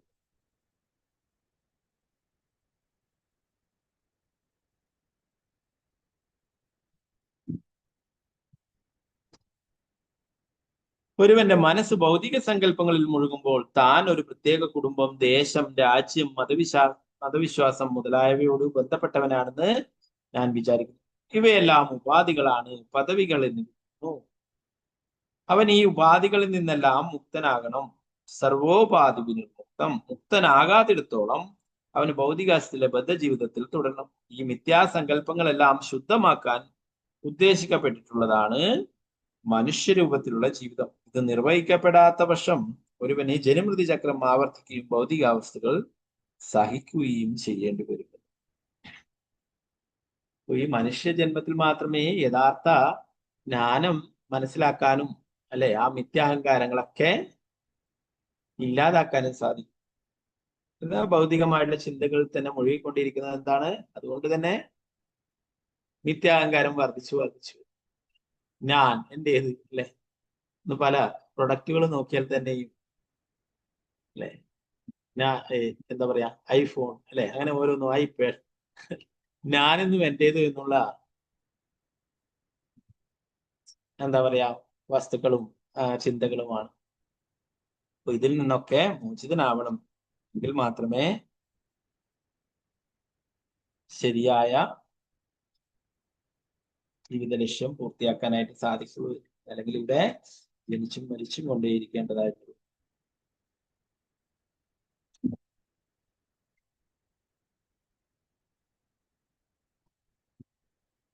ഭൗതിക ലോകത്തിലെ എല്ലാ കുഴപ്പങ്ങൾക്കും കാരണം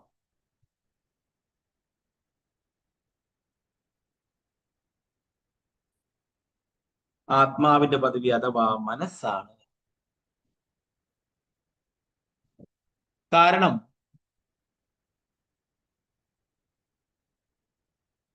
ആത്മാവിന്റെ പദവി അഥവാ മനസ്സ്, ഈ സത്യം അറിയാത്തിടത്തോളം കാലം ബദ്ധനായ ജീവിതത്തേക്ക് ഭൗതിക ശരീരത്തിന്റെ ദുരിതാവസ്ഥകൾ സ്വീകരിക്കും. വ്യത്യസ്തങ്ങളായ അവസ്ഥകളിൽ ഈ പ്രപഞ്ചത്തിൽ അലയുകയും ചെയ്യും. മനസ്സ് രോഗം, ദുഃഖം, മിഥ്യാമോഹം, ആസക്തി, ദുരാഗ്രഹം, ശത്രുത എന്നിവകളാൽ ബാധിതമാകിയാൽ അത് ഈ ഭൗതിക ലോകത്തിൽ തെറ്റായ മമതാബോധവും ബന്ധനവും സൃഷ്ടിക്കും.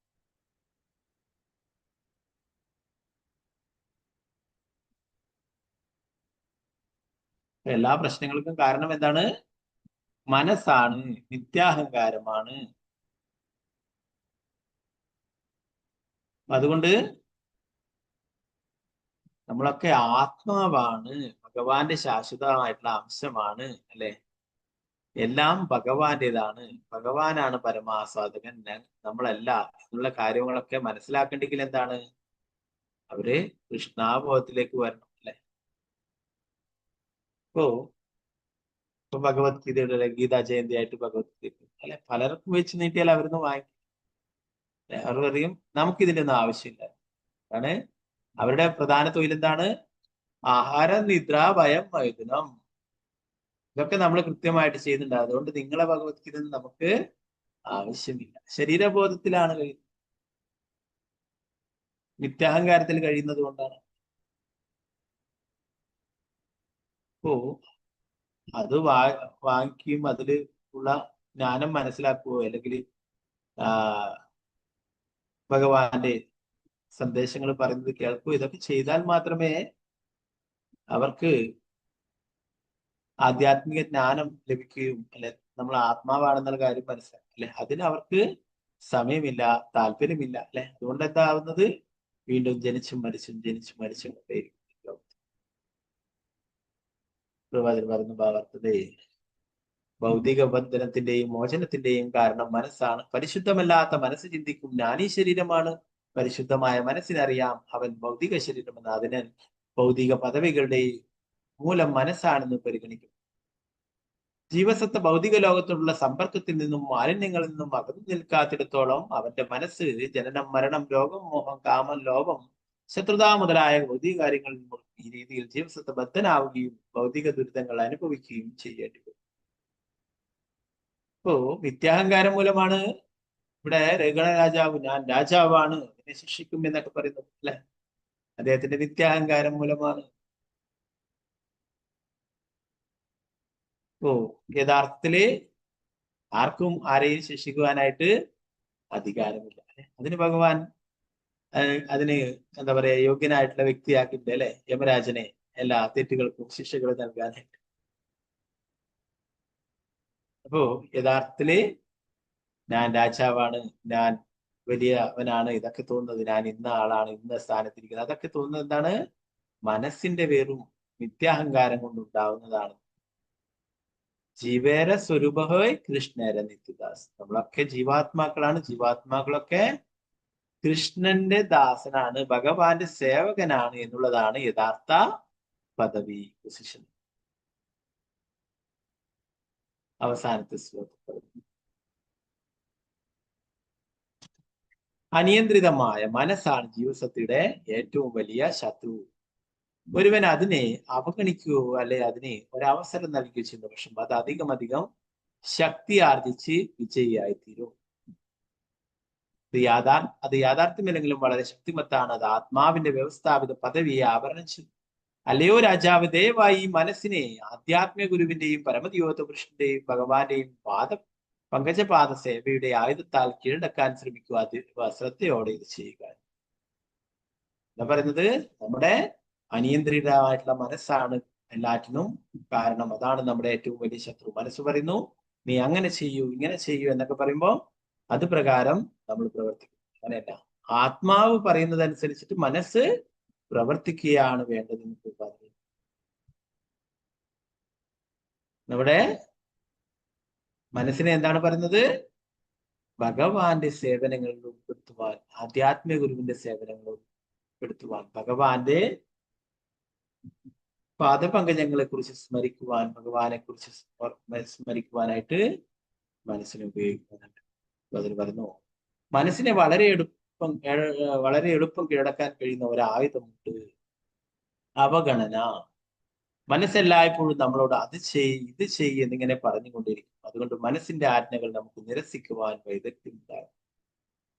നമുക്ക് ആവശ്യമില്ലാത്ത കാര്യങ്ങൾ മനസ്സ് പറയുമ്പോൾ എന്താ പറയേണ്ടത്? നമുക്കത് ആവശ്യമില്ല, വേണ്ട എന്നുള്ള കാര്യം മനസ്സിനോട് പറയാം, അല്ലെ? മനസ്സിനെ അവഗണിക്കുക, മനസ്സ് പറയുന്നത് ചെയ്യാതിരിക്കുക, ആത്മാവ് പറയുന്നത് മനസ്സ് ചെയ്യുക. ക്രമേണ മനസ്സിനെ ആത്മാവിന്റെ ആജ്ഞകൾ പാലിക്കാൻ പരിശീലിപ്പിക്കണം. മനസ്സ് പറയുന്നത് പ്രകാരം പ്രവർത്തിക്കുകയാണെങ്കിൽ എന്താണ്? അപകടത്തിലേക്ക് എത്തുന്നത്, അല്ലെ? ഒരവസരം നൽകിയാൽ അത് അധികം ശക്തി ആർജിച്ച് വിജയിയായി. മായ അങ്ങനെയാണ്. മായക്ക് അല്പസമയം സ്ഥലം കൊടുത്തു കഴിഞ്ഞാൽ അത് മുഴുവനായിട്ടും നമ്മളെ കീഴടക്കുന്നു, അല്ലെ? പലപ്പോഴും പറയും ഒട്ടകത്തിനൊക്കെ സ്ഥലം കൊടുത്തതുപോലെ, അല്ലെ? ഒരു ടെന്റിന്റെ അകത്ത് ഒട്ടകത്തിന് അല്പം തല വെച്ചോട്ടെ, ഒട്ടകത്തിന് എന്ന് പറഞ്ഞ് തല വെക്കാനായിട്ട് അല്പം സ്ഥലം, അല്ലെ? പിന്നീട് എന്താണ്? കുറച്ച് ഉള്ളോട്ട് വന്നിട്ട് ഒട്ടകം മുഴുവനും അതിനകത്താവും, അതിനകത്ത് ടെന്റിലുള്ള ആള് പുറത്താവും, അല്ലെ? അപ്പോ അതുപോലെ മായക്ക് നമ്മൾ ചെറിയ അവസരങ്ങൾ നൽകുകയാണെങ്കിൽ എന്താണ്? മായ നമ്മളെ മുഴുവനായിട്ടും കീഴടക്കും. അതുകൊണ്ട് പ്രഭുപാദർ പറയുന്നു നമുക്ക് മനസ്സിനെ കീഴടക്കാൻ ഒരു എളുപ്പമായിട്ടുള്ള ആയുധമുണ്ട്. എന്താണ് അത്? ഒന്നാമത്തെ എന്താണ്? മനസ്സ് പറയുന്നതെല്ലാം നമ്മൾ അവഗണിക്കുക, മനസ്സിനെ അവഗണിക്കുക. ആത്മാവിന്റെ ആജ്ഞകൾ പാലിക്കാൻ പരിശീലിക്കുക. ആത്മാവിനെ ഉള്ളിൽ നിന്ന് ലഭിക്കുന്ന, അല്ലെ? നമ്മുടെയൊക്കെ ഉള്ളില് പരമാത്മാവായിട്ട് ഭഗവാൻ, അല്ലെ? ആ ഭഗവാൻ നമ്മൾ ഓരോ തെറ്റുകളൊക്കെ ചെയ്യുമ്പോൾ എന്തെങ്കിലും ആണെങ്കിലും ഉള്ളിൽ നിന്ന് പരമാത്മാവ് പറയും അത് വേണ്ട, ചെയ്യരുത്, അല്ലെ? അപ്പോ അത് പാലിക്കാത്ത മനസ്സിന്റെ ഇഷ്ടത്തിന് പ്രവർത്തിക്കുമ്പോഴെന്താണ്? കുഴപ്പങ്ങള് ഉണ്ടാവും. ഒരുവൻ ഒരിക്കലും മനസ്സിന്റെ ആജ്ഞകൾ അനുസരിക്കരുത്. എന്താ വേണ്ടത്? മനസ്സിനെ ആത്മാവിന്റെ ആജ്ഞകൾ പാലിക്കാൻ പരിശീലിക്കണം. മനസ്സിനെ നിയന്ത്രണത്തിൽ നിർത്തുവാൻ ഒരുവൻ അതിരാവിലെ ഉടനെയും രാത്രിയിൽ ഉറങ്ങാൻ പോകുന്നതിന് തൊട്ടു മുമ്പും അതിനെ ചെരുപ്പ് കൊണ്ട് നിരവധി തവണ തല്ലണമെന്ന് ഭക്തി സിദ്ധാന്ത സരസ്വതി ഠാക്കൂർ പറയുന്നു. രാവിലെ ഉണർന്നാലുടനെ ചെരുപ്പ് കൊണ്ട് അടിക്കാനും രാത്രിയിൽ ചൂല് കൊണ്ട് അടിക്കുവാനുമായിട്ട് പറയും ഭക്തി സിദ്ധാന്ത സരസ്വതി. അപ്പോ നമ്മുടെ സാധനയുടെ ഭാഗമായിട്ട് നമ്മൾ രാവിലെ ഭഗവാന്റെ തിരുനാമം ജപിക്കുന്ന, അല്ലെ? മറ്റുള്ള ആരതി ചെയ്യുന്നതൊക്കെ അതിന്റെ കൂടെ ഭഗവാന്റെ തിരുനാമം, അല്ലെ? 16 മാല ജപിക്കും. അപ്പോ അതെന്താണ്? അത് നമ്മുടെ ബലം, ആ സാധന, അല്ലെ? ആത്മീയമായിട്ടുള്ള ബലമാണ്. അതിനെ മനസ്സെവിടെയും ആയിടെടുത്ത് കൊണ്ടാണ് ആ അല്ല എന്ന് ഉള്ളിൽ നിന്നും പരമാത്മാവ് നിർദ്ദേശങ്ങൾ.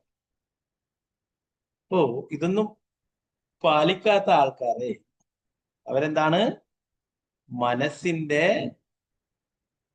നിയന്ത്രണത്തിന് കീഴിലായിട്ട് പ്രവർത്തിക്കും. മനസ്സ് എന്തൊക്കെ പറയുന്നോ അതുപോലെ പ്രവർത്തിക്കും. അതുകൊണ്ട് അപകടങ്ങളൊക്കെ ഉണ്ടാവും. അപ്പൊ മനസ്സിനെ നിയന്ത്രണത്തിനാക്കാൻ, അതാണ് അർജുനൻ തന്നെ പറയുന്നുണ്ട്, അല്ലെ? ചഞ്ചലം ഹി മന കൃഷ്ണ. മനസ്സ് ചഞ്ചലമാണ്. കാറ്റിനെ വേണമെങ്കിൽ എനിക്ക് പിടിച്ചു നിർത്താൻ, മനസ്സിനെ പിടിച്ചു നിർത്തുക പ്രയാസം. എന്നാൽ ആ മനസ്സിനെ നിരന്തര പരിശീലനത്തിലൂടെ നമുക്ക് നിയന്ത്രണത്തിലാക്കാൻ അഭ്യാസേന കൗന്ദേയ, നിരന്തര പരിശീലനത്തിലൂടെ. എന്താണ് പരിശീലനം? ഭക്തിയുത സേവനങ്ങള്. സവേ മനകൃഷ്ണ പതാരവിന്ദയൂർ വച്ചാംസി വൈകുണ്ഠ ഗുണ. മനസ്സ് എപ്പോഴും ഭഗവാന്റെ പാദങ്ങളെ കുറിച്ചിട്ട് ഓർക്കുക, ഭഗവാന്റെ ആ മനോഹരമായിട്ടുള്ള രൂപത്തെ കുറിച്ച്.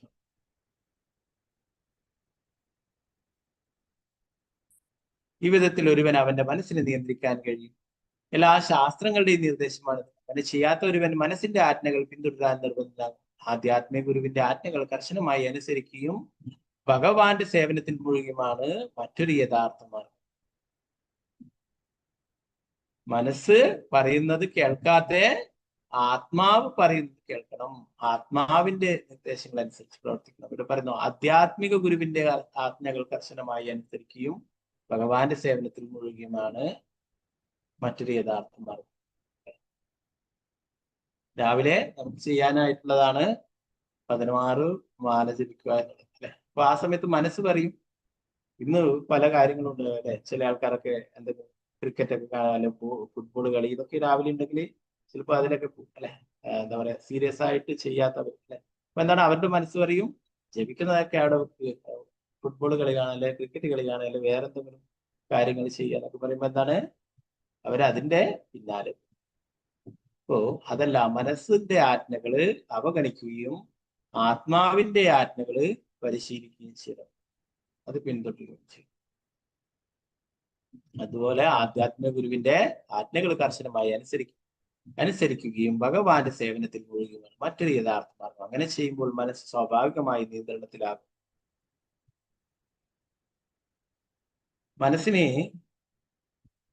മനസ്സിനെ എന്തെങ്കിലും കാര്യങ്ങളിൽ മുഴുകിച്ചു കൊണ്ടേയിരിക്കണം അല്ലെ. അപ്പൊ അതിനെ ഭക്തിയുത സേവനത്തിൽ മുഴുകിക്കുകയാണെങ്കിൽ എന്താണ്, അത് നമുക്ക് ഉപകാരപ്രദമാണ് അല്ലെ. നമ്മൾ അത് ചെയ്യുന്നില്ലെങ്കിൽ എന്താണ്, മനസ്സ് വേറെ എന്തെങ്കിലും ചെയ്തുകൊണ്ടേയിരിക്കും. ശ്രീ ചൈതന്യ മഹാപ്രഭു രൂപ ഗോസ്വാമി നിർദ്ദേശിച്ചു, ബ്രഹ്മാണ്ഡേ ഭ്രമിതേ ക്വൻ ഭാഗ്യവാൻ ജീവ ഗുരു കൃഷ്ണ പ്രസാദേ പായ് ഭക്തിലതാപിച്ചു. ഒരുവന് ഗുരുവിന്റെയും പരമദിവ്യോത്തം കൃഷ്ണനായ ഭഗവാൻ കൃഷ്ണന്റെയും കാരുണ്യത്താൽ ഭക്തിയുത സേവനത്തിന്റെ വിത്തുകൾ ലഭിക്കുമ്പോൾ അവന്റെ യഥാർത്ഥ ജീവിതം ആരംഭിക്കും. ഒരുവൻ ആധ്യാത്മിക ഗുരുവിന്റെ ആജ്ഞകൾ അനുസരിക്കുന്ന പക്ഷം കൃഷ്ണന്റെ കാരുണ്യത്താൽ അവന് മനസ്സിനെ സേവിക്കുന്നതിൽ നിന്നും സ്വതന്ത്രനാകാൻ. എന്താ പറയുന്നത്? ചൈതന്യ മഹാപ്രഭു പറയുന്നു, ഒരു മനുഷ്യജന്മം കിട്ടുക എന്ന് പറയുന്നത് തന്നെ വളരെ പ്രയാസപ്പെട്ടിട്ട് ലഭിക്കുന്നതാണ്. അപ്പൊ അതിൽ തന്നെ കൃഷ്ണഭക്തി ലഭിക്കുക എന്ന് പറയുന്നത് അതിലും വളരെ വളരെ ഭാഗ്യം ചെയ്തിട്ടുള്ളവർക്ക് മാത്രമേ ലഭിക്കൂ. അനേക ജന്മങ്ങള്, അനേക ബ്രഹ്മാണ്ടങ്ങളിൽ കറങ്ങിത്തിരിഞ്ഞ് 54 ലക്ഷം ജീവി വർഗങ്ങളിലുണ്ടല്ലേ. അതിലൂടെയൊക്കെ കറങ്ങിത്തിരിഞ്ഞ് അവസാനം ഗുരുവിന്റെയും ഭഗവാന്റെയും കാരുണ്യം കൊണ്ടാണ് ഒരാൾക്ക് ഭക്തിലതാബീജ്, കൃഷ്ണഭക്തി ലഭിക്കും. അപ്പോ അത് ലഭിച്ചു കഴിഞ്ഞാൽ എന്താ വേണ്ടത്? നമ്മൾ എന്തെങ്കിലും ഒരു പുതിയ ചെടിയോ അല്ലെങ്കിൽ വേറെന്തെങ്കിലും മരമോ എന്തൊക്കെ നട്ടു കഴിഞ്ഞാൽ അതിനെ എപ്പോഴും പരിപാലിച്ചു കൊണ്ടേയിരിക്കണം അല്ലെ. അതിന് വെള്ളം ഒഴിക്കുകയും വളമിടുകയും മറ്റുള്ള ഇതിൽ നിന്നൊക്കെ സംരക്ഷിക്കുകയൊക്കെ വേണം. അതുപോലെ തന്നെ നമുക്ക് ഭഗവാന്റെയും ഗുരുവിന്റെയും ഒക്കെ കാരുണ്യം കൊണ്ടാണ് കൃഷ്ണഭക്തി ലഭിച്ചിട്ടുള്ളത്, കൃഷ്ണാബോധം ലഭിച്ചിട്ടുള്ളത് അല്ലെ. അപ്പൊ അത് നമ്മള് യഥാർത്ഥ രീതിയിൽ അത് മുന്നോട്ട് കൊണ്ടുപോവുക. എന്താ പറയാ, ഭഗവാന്റെ നിർദ്ദേശങ്ങൾ, അതുപോലെ പ്രഭുപാദന്റെ നിർദ്ദേശങ്ങൾ വീക്ഷിച്ചെടുത്ത് ഗുരുവിന്റെ നിർദ്ദേശങ്ങൾ അനുസരിച്ചിട്ട് പ്രവർത്തിക്കുകയും ചെയ്യുക. അങ്ങനെയാണെങ്കിൽ എന്താ പറയുന്നത്, നമ്മള് മനസ്സിനെ സേവിക്കുന്നതിൽ നിന്നും മായയുടെ സേവനത്തിൽ നിന്നും സ്വതന്ത്രരാവുകയും ഭഗവാന്റെ സേവനത്തില് വ്യാപൃതരാവുകയും ചെയ്യും. അപ്പൊ ഇവിടെ എല്ലാ കുഴപ്പങ്ങൾക്കും കാരണം എന്താണ്? മനസ്സാണെന്ന് പറയും അല്ലെ. അപ്പൊ ആ മനസ്സ് ഇന്നത് ചെയ്യ് എന്ന് പറയുമ്പോൾ നമ്മൾ എന്ത് പറയണം? അത് ചെയ്യാൻ കഴിയില്ല, എന്നോട് പ്രഭുപാദർ ഇതാണ് പറഞ്ഞത്, അല്ലെ ഗുരുദേവി ഇന്നതാണ് പറഞ്ഞത്, അതുകൊണ്ട് എനിക്ക് അത് ചെയ്യേണ്ടതായി. ഹരിദാസനാക്കുണ്ടെടുക്കാം. ആ വിശ്വാസത്തിൽ വന്നപ്പോഴെന്താ ഹരിദാസനാക്കുർ പറഞ്ഞത്? എനിക്ക് 3 ലക്ഷം തവണ നാമം ജപിക്കുവാനുണ്ട്, അത് കഴിഞ്ഞിട്ട് നിന്റെ കാര്യങ്ങൾ ചിന്തിക്കാമെന്ന് പറഞ്ഞു. മായാദേവി തന്നെ സ്വയം വരികയുണ്ടായി, അങ്ങനെയും പരീക്ഷിക്കുകയുണ്ടായി ഹരിദാസനാക്കുർ. അപ്പോ മായയുടെ സേവകനാവാതെ ഭഗവാന്റെ സേവകനാകാൻ നമുക്ക് എങ്ങനെയാണ്? എപ്പോഴും മനസ്സ് കൃഷ്ണാബോധത്തില് ഭക്തിത സേവനത്തില് ഏർപ്പെടുത്തിക്കൊണ്ട്. ചില പ്രഭുപാദ് കി ജയ്, ഗുരു മഹാരാജ് കി ജയ്. ഹരേ കൃഷ്ണ. രഘുഗണ മഹാരാജാവ് ആ ഭൗതികമായിട്ട് ജീവിക്കുന്നതായതുകൊണ്ട് ആ ഒരു പദവിയിലാണ് ഇവിടെ ജഡഭരതനോട് സംസാരിച്ചിട്ടുള്ളത്. ജഡഭരതന്റെ ആത്മാവ് എന്ന് പറയുന്നത് എന്നാല് ഋഷഭദേവന്റെ പുത്രനായിട്ടുള്ള ഭരത മഹാരാജാവിന്റെ ആത്മാവാണ്. അദ്ദേഹത്തിന് പൂർണ്ണമായിട്ടും അറിയാം, അദ്ദേഹത്തിന് പൂർവ്വജന്മത്തെ കുറിച്ചൊക്കെ ഓർമ്മയുണ്ട് ഭഗവാന്റെ കാര്യം കൊണ്ട്. അദ്ദേഹത്തിന് അറിയാം മനസ്സിന്റെ ചെറിയൊരു ചഞ്ചലത കൊണ്ടാണ് അദ്ദേഹത്തിന് ഇപ്പോഴ് വീണ്ടും വീണ്ടും ജന്മം എടുക്കേണ്ടി വന്നിട്ടുള്ളത് അല്ലെ. അപ്പോൾ നേരത്തെ മാനിനെ കൂടുതൽ ശ്രദ്ധിക്കുമ്പോ ഉള്ളിൽ നിന്നും ആത്മാവ് പറയുകയുണ്ടായി, ഇത് ചെയ്യല്ല, നീ ഭക്തിത സേവനങ്ങൾ ചെയ്യാനായിട്ടാണ് ഇവിടെ ആശ്രമത്തിൽ വന്നിട്ടുള്ളത് അല്ലെ. നീ എന്താണ് ചെയ്യുന്നത്? ഇവിടെ വന്നിട്ട് ഭാര്യയെയും മക്കളെയും രാജ്യവും ഒക്കെ ഉപേക്ഷിച്ചിട്ട് ഇവിടെ വന്നത് ഭക്തിത സേവനങ്ങൾ അനുഷ്ഠിക്കുവാനാ, തപശ്ശരികൾ അനുഷ്ഠിക്കുവാനാ. അത് നീ ചെയ്യൂ. നീ എന്താണ് ചെയ്യുന്നത്? ഈ മാനിനെ നോക്കിയിരിക്കുകയാണോ? മാനിന്റെ പിന്നാലെ നോക്കിയ മാനിനെ കുറിച്ച് ചിന്തിക്കുകയാണോ എന്ന് പറയുമ്പോ എന്താ സംഭവിച്ച? ആ മാനിനോട് അറ്റാച്ച്മെന്റ് ഉള്ളതുകൊണ്ട് അതൊക്കെ അവിടെ നിൽക്കട്ടെ, എന്റെ കർത്തവ്യം ഇപ്പോഴ് മാനിനെ നോക്കലാണ് അല്ലെ. അതുകൊണ്ട് എന്താണ്? മനസ്സിന്റെ ആജ്ഞകൾ പാലിക്കേണ്ടത്. അതുകൊണ്ട് എന്താണ്? അടുത്ത ജന്മം മാനായിട്ട് ജനിക്കേണ്ടത് അല്ലെ. അപ്പൊ ഇവിടെ ജഡഭരതനായപ്പോഴെന്താണ്? ഈ ജന്മം വേറെ യാതൊന്നും നിന്നും മാറ്റിവെക്കാതെ പൂർണ്ണമായിട്ടും വൈരാഗിയായിട്ട് ജീവിക്കും. ഈ ജന്മം തിരിച്ച് ഭഗവാന്റെ അടുത്തേക്ക് പോകാനായിട്ട് തീരുമാനമെടുക്കുകയും ചെയ്തു അല്ലെ. അതുകൊണ്ടാണ് നേരത്തെ ഒരു ഉറുമ്പിനെ പോലും ചവിട്ടാതെ നോവിക്കാതെ സഞ്ചരിച്ചു കൊണ്ടിരുന്നു. ഓക്കെ, ബാക്കി ഭാഗങ്ങളിൽ നമുക്ക് ഇനി അടുത്ത അധ്യായം രഘുഗണ രാജാവിനെ കൂടുതൽ ഉപദേശങ്ങൾ നൽകുന്ന രഘുഗണ രാജാവും ജഡഭരതനും തമ്മിലുള്ള സംഭാഷണം തന്നെ കൂടുതൽ കാര്യങ്ങൾ പറഞ്ഞിട്ട് അത് നമുക്ക് നാളത്തെ ക്ലാസ്സിൽ നോക്കാം. ഓക്കെ. ഗ്രന്ഥരായ ശ്രീമദ് ഭാഗവതം ശ്രീ പ്രഭുപാദ് ജി ഗുരുരാജ്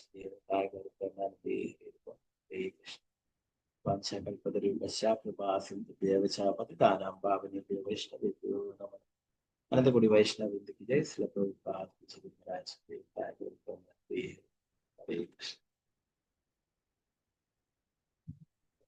എന്തെങ്കിലും സംശയങ്ങൾ ഉണ്ടെങ്കിൽ ക്ലിയർ ഇല്ലെങ്കിൽ ക്ലാസ് വിളിച്ചെടുക്കാം. ഹരേ കൃഷ്ണ. ഹരേ കൃഷ്ണ പ്രഭുജി. ഹരേ കൃഷ്ണ. അപ്പോ ഏകാദശി 1-ാം തീയതിയാണ് ഏകാദശി, മോക്ഷദ ഏകാദശി. അപ്പോ വളരെ പ്രധാനപ്പെട്ട ഏകാദശിയാണ്, ഭഗവത്ഗീതയുടെ അവതാര ദിനമാണ്. ഓക്കെ.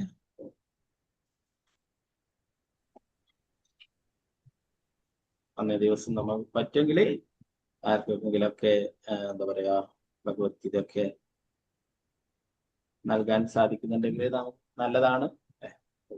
നൽകാൻ സാധിക്കുന്നില്ലെങ്കിൽ ഭഗവത്ഗീതയുടെ സന്ദേശങ്ങളെങ്കിലും മറ്റുള്ളവർക്ക് പറഞ്ഞു കൊടുക്കുകയോ ചെയ്യുക. ഓക്കെ. മോക്ഷദ ഏകാദശി തിങ്കളാഴ്ചയാണ്, 1-ാം തീയതി തിങ്കളാഴ്ചയാണ് കേട്ടോ. അതിന്റെ ബ്രേക്കിംഗ് ടൈം എന്ന് പറയുന്നത് സൂര്യോദയം മുതൽ 6:37 മുതൽ 10:25 വരെ തന്നെയുണ്ട്. ഓക്കെ. ഹരേ കൃഷ്ണ. ഹരേ കൃഷ്ണ പ്രഭുജി. ഹരേ കൃഷ്ണ പ്രഭുജി. ഹരേ കൃഷ്ണ പ്രഭുജി.